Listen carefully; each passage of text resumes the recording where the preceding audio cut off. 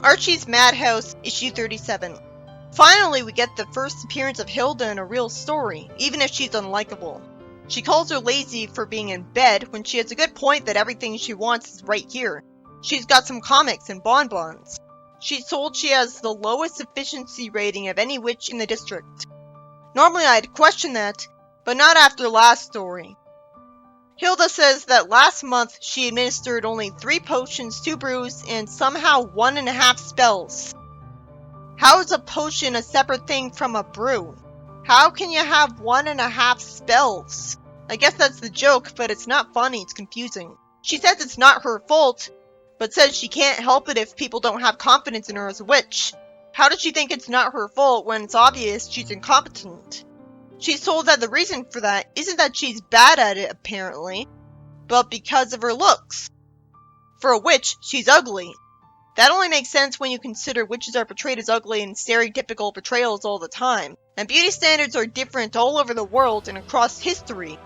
If people vary that much, maybe it's not completely crazy that in a world full of witches would consider ugliness to be attractive, because what we would call ugly would be considered attractive in some other countries, but it's still harder to get invested in.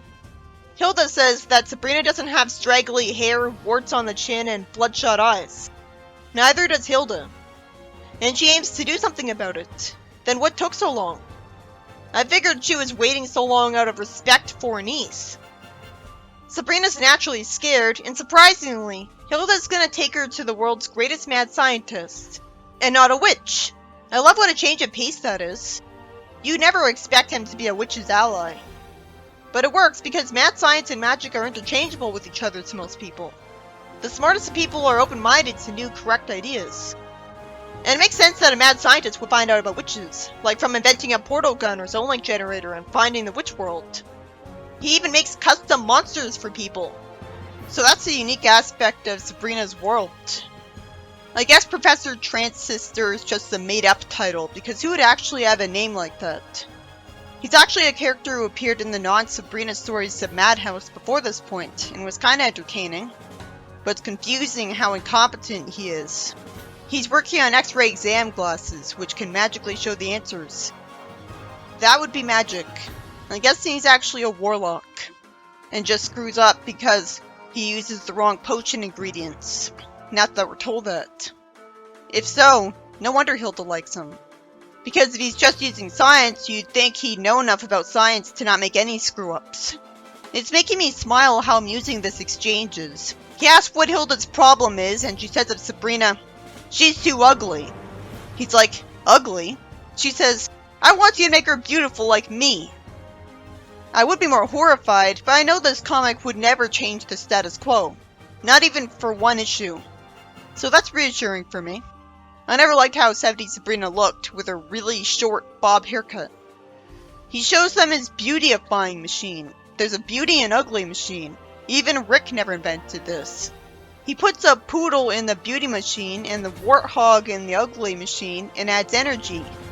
And the pig copies the most beautiful features of the poodle, thanks to his warlock powers masquerading as science. Hilda gets into the beauty machine. Oh, let me guess. It's not gonna work out how Hilda wants.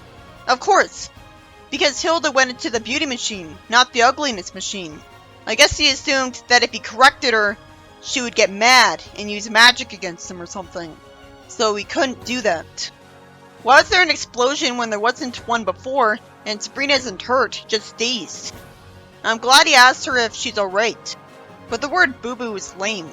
The story ends with Hilda crying because her witch's career is ruined now that, in her words, "It made me look as ugly as Sabrina." I'm really glad I read this story. It's funny. I thought Sabrina being called ugly would be mean and depressing. And in the 70s comic it is. But here they managed to make it funny in a dark humor, ironic sort of way, because it just made fun of Hilda for being weird. It was just her opinion, not this guy's.